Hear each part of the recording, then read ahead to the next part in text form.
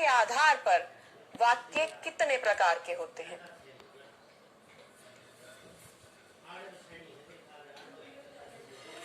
वाक्य 3 प्रकार के हैं। रचना के आधार पर, रचना यानी बनावट के आधार पर, कैसे हम वाक्यों का निर्माण कर रहे हैं, इस आधार पर वाक्य 3 प्रकार के हैं।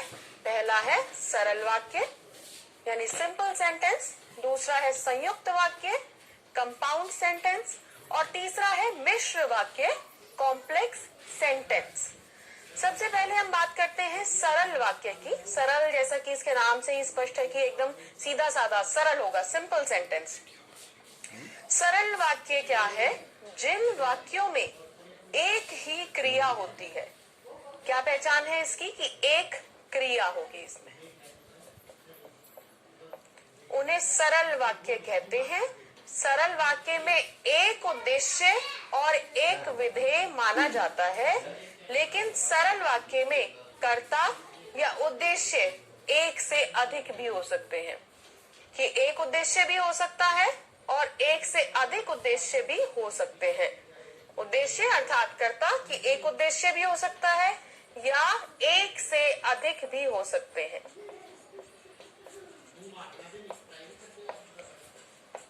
तो एक क्रिया होगी और उद्देश्य एक भी हो सकता है और एक से अधिक भी हो सकता है, परंतु विधेय और क्रिया एक ही होगी। उद्देश्य एक या एक से अधिक हो सकता है, क्रिया एक ही रहेगी। तो इस आधार पर ये सरल वाक्य की पहचान है।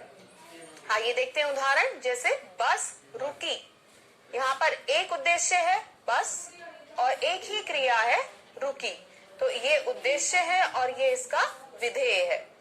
इंदु को पुस्तकें दो, यहाँ इंदु इसका उद्देश्य है इंदु को, और पुस्तकें दो विधेय। माता जी ने नीतू को साड़ी दी, निखिल हंसता है, मोहन और सुरेश ने चोर को पीटा। अब इस वाक्य में अंतर है। ऊपर हमने देखा कि एक ही उद्देश्य हमारा है, वहां बस, इंदु, माताजी और निखिल एक ही उद्देश्य है, लेकिन यहाँ पर अंतर है कि मोहन और सुरेश ने चोर को पीटा। यहाँ उद्देश्य एक से अधिक प्रयुक्त हो रहे हैं, कर्ता एक से अधिक प्रयुक्त हो रहे हैं, मोहन और सुरेश, लेकिन क्रिया एक ही संपन्न हो रही है कि चोर को पीटा। पीटना क्रिया है यहाँ पर, और उन्होंने चोर को पीटा, दोनों ने मिलकर काम एक ही किया है। यही इस सरल वाक्य की पहचान है कि उद्देश्य एक से अधिक हो सकते हैं, परंतु क्रिया एक ही रहेगी, एक ही क्रिया होगी, तो वहां पर सरल वाक्य होगा। आइए देखते हैं कि इसमें कर्ता और क्रिया के अलावा कर्म तथा उनके पूरक भी सम्मिलित किए जा सकते हैं। अब सिर्फ यह नहीं कि एक क्रिया है और एक कर्ता हो गया या कर्ता एक से अधिक हो गए तो सिर्फ वही वाक्य रहेगा, उसमें उसके पूरक भी सम्मिलित किए जा सकते हैं, कर्म को भी सम्मिलित किया जा सकता है। अब कर्म क्या है? क्रिया के साथ यदि हम क्या लगाकर प्रश्न करें तो जो उत्तर हमें प्राप्त होगा वह उसका कर्म होता है। इसमें कर्ता और क्रिया के अलावा कर्म और उनके पूरक भी सम्मिलित किए जा सकते हैं। जैसे सार्थक पढ़ा, यहाँ सार्थक कर्ता है और पढ़ा क्रिया है। सार्थक पढ़ रहा है, यहाँ सार्थक कर्ता है, फिर पढ़ रहा है, ये क्रिया और उसका विस्तार हो रहा है, क्रिया एक्सपेंड हो रही है, फैल रही है, उसका विस्तार हो रहा है। फिर पड़ोस में रहने वाला सार्थक पढ़ रहा है।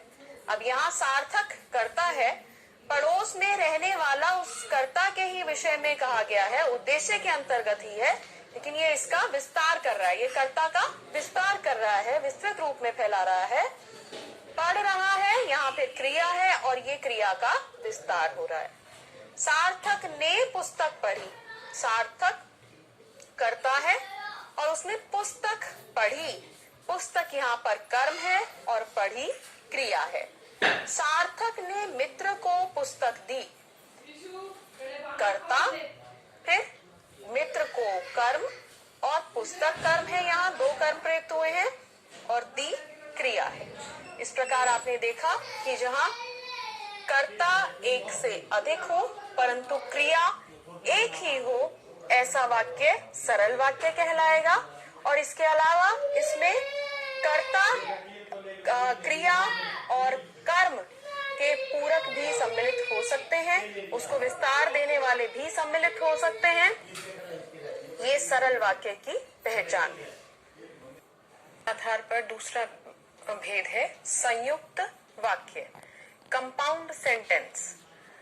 जिन वाक्यों में दो या दो से अधिक सरल वाक्य योजक द्वारा जुड़े होते हैं उन्हें संयुक्त वाक्य कहते हैं। अब योजक क्या है? योजक समुच्चय बोधक को कहते हैं, जिसे इंग्लिश में कंजंक्शन कहते हैं।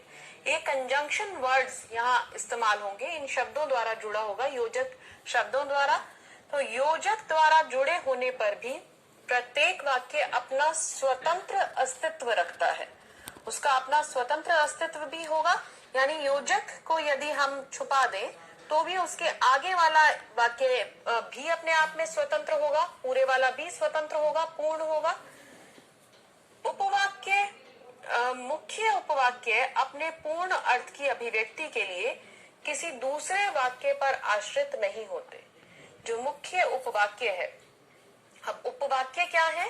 उपवाक्य किसी बड़े वाक्य का एक अंश जिसका अपना उद्देश्य और विधेय हो, इसे इंग्लिश में क्लॉज कहते हैं। तो ये उपवाक्य में अपना उद्देश्य भी है और विधेय भी है। तो मुख्य उपवाक्य अपने पूर्ण अर्थ की अभिव्यक्ति के लिए किसी दूसरे वाक्य पर आश्रित नहीं होते। उपवाक्य होते हुए भी उनके अर्थ में उनमें पूर्ण अर्थ का बोध होता है। वो उपवाक्य है परंतु उसमें पूर्ण अर्थ का, सही अर्थ देने का, अपने बात को स्पष्ट करने का बोध होता है। संयुक्त वाक्य में उपवाक्य समानाधिकरण समुच्चय बोधक अवयव से जुड़े होते हैं। ये संयुक्त वाक्य की पहचान है कि इसमें वाक्य किससे जुड़े होंगे? समानाधिकरण समुच्चय बोधक अवयव से, अव्यय से जुड़े होंगे। जैसे और, एवं, व, तथा, अथवा, या, किंतु, परंतु, इसलिए, अन्यथा। ये इन शब्दों को आप ध्यान में रखें। ये पहचान है कि इसमें क्या प्रयुक्त होंगे? और, एवं, व, तथा। तो इस प्रकार के शब्दों का समुच्चय बोधक अवयवों का यहाँ पर प्रयोग होगा। जैसे बादल छाए और वर्षा होने लगी, तो यहाँ प्रयुक्त और एक समुच्चय बोधक अव्यय शब्द है, एक पद के रूप में प्रयोग हो रहा है। बादल छाए और वर्षा होने लगी। अब किस प्रकार ये संयुक्त वाक्य है? दो वाक्य यहाँ पर जुड़े हुए हैं, एक मुख्य उपवाक्य और एक दूसरा उपवाक्य।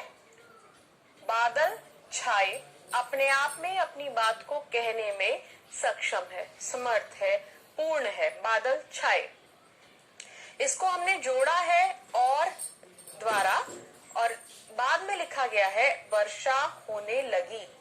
वर्षा होने लगी अपने आप में एक पूर्ण स्वतंत्र अस्तित्व रखता है ये, और दोनों को हमने जोड़ दिया और समुच्चय बोधक द्वारा। दूसरा वाक्य देखिए, रात बीत गई तथा सुबह हो गई। रात बीत गई अपने आप में स्वतंत्र अस्तित्व रखता है। इसके बाद लिखा सुबह हो गई भी अपने आप में एक स्वतंत्र अस्तित्व रखता है। इसको हमने जोड़ा है इस तथा के द्वारा। तो तथा यहाँ इस समुच्चय बोधक अव्यय का प्रयोग किया गया है। अब तीसरा उदाहरण देखिए, रोहन मुंबई गया व सतीश पंजाब गया। रोहन मुंबई गया अपने आप में स्वतंत्र है, फिर सतीश पंजाब गया भी स्वतंत्र है, और इन दोनों को हमने जोड़ दिया व समुच्चय बोधक द्वारा। तो ये एक संयुक्त वाक्य बन गया। आप पहले आराम करेंगे या आपके लिए भोजन ले आऊं?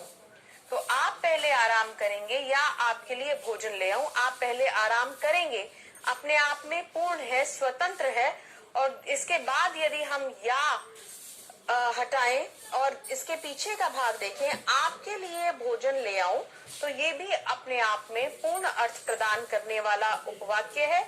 इस प्रकार हमने इन दो स्वतंत्र वाक्यों को जोड़ दिया है या द्वारा। तुम नहीं जा सकती तो सुमित को भेज दो। तो तुम नहीं जा सकती अपने आप में एक पूर्ण वाक्य है, सुमित को भेज दो भी अपने आप में एक पूर्ण वाक्य है। इन दोनों को हमने जोड़ दिया तो द्वारा। इस प्रकार आपने देखा कि जहां वाक्य में दो या दो से अधिक सरल वाक्य योजक द्वारा अर्थात समुच्चय बोधक द्वारा जुड़े हो, वहां संयुक्त वाक्य होता है। और किस प्रकार के समुच्चय बोधक शब्दों का यहाँ प्रयोग किया जाएगा? और, एवं, व, तथा, अथवा, या, किंतु, परंतु, इसलिए, अन्यथा आदि। ये पहचान है कि इन शब्दों को आप ध्यान रखेंगे, ये संयुक्त वाक्य के लिए प्रयुक्त होंगे। यदि आपको दो सरल वाक्य दिए हैं तो उसको संयुक्त वाक्य बनाने के लिए आप इनका प्रयोग करेंगे। उसने मेहनत नहीं की, फलतः सफलता नहीं मिली। तो उसने मेहनत नहीं की, यहाँ फलतः द्वारा हमने वाक्य को संयुक्त किया है। इसी प्रकार अगला, तुमने मना किया था इसलिए मैं नहीं आया। तो तुमने मना किया था अपने आप में एक स्वतंत्र वाक्य है। मैं नहीं आया, यह भी अपने आप में स्वतंत्र वाक्य है। इन दोनों को हमने इसलिए द्वारा जोड़ दिया, ये ध्यान रखना है। और साथ में ये पहचान है इसकी कि उपवाक्य यानी जिसका अपना उद्देश्य और विधेय हो, दोनों ही तरफ हम देखेंगे कि उद्देश्य भी है और विधेय भी है। इस दूसरी तरफ भी समुच्चय बोधक के दूसरी तरफ भी हम देखेंगे तो यहाँ भी एक उद्देश्य और एक विधेय हमें नजर आएगा। रचना के आधार पर वाक्य का तीसरा भेद है मिश्र वाक्य, कॉम्प्लेक्स सेंटेंस। जिस वाक्य में एक प्रधान मुख्य उपवाक्य के साथ एक या एक से अधिक आश्रित उपवाक्य हो, उसे मिश्र या मिश्रित वाक्य कहते हैं। एक प्रधान मुख्य उपवाक्य होगा और उसके साथ एक या एक से अधिक आश्रित उपवाक्य। आश्रित का मतलब आधारित, उस पर बेस्ड है, उस पर निर्भर है। स्वतंत्र वाक्य को प्रधान वाक्य तथा शेष उपवाक्य को आश्रित उपवाक्य कहते हैं। एक जो स्वतंत्र वाक्य है वो प्रधान वाक्य कहलाएगा वहां, और बाकी जो उस पर आधारित वाक्य हैं उसे आश्रित उपवाक्य कहते हैं। इन्हें जोड़ने का काम वर्गीकरण समुच्चय बोधक अव्यय जैसे कि, जब, जिस, जिन, जहां, जो आदि करते हैं। जैसे कि उदाहरण में देखते हैं, मुझे मालूम है कि मोहन विद्यालय नहीं गया।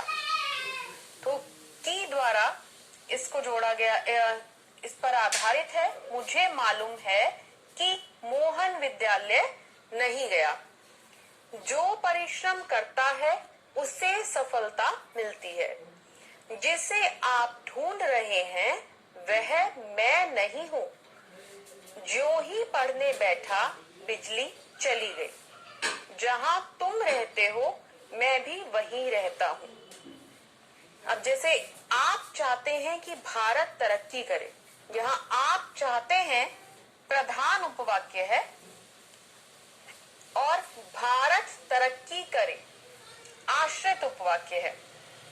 क्योंकि आप चाहते हैं प्रधान उपवाक्य है, प्रमुख है, स्वतंत्र है, फिर इस पर आधारित है कि भारत तरक्की करे। प्रधानाचार्य ने बताया कि कल विद्यालय में अवकाश रहेगा। प्रधानाचार्य ने बताया यहाँ मुख्य उपवाक्य है और कल विद्यालय में अवकाश रहेगा उस पर आधारित है, आश्रित है। मोहित ने उस युवक को पीटा जिसने जेब काटी थी।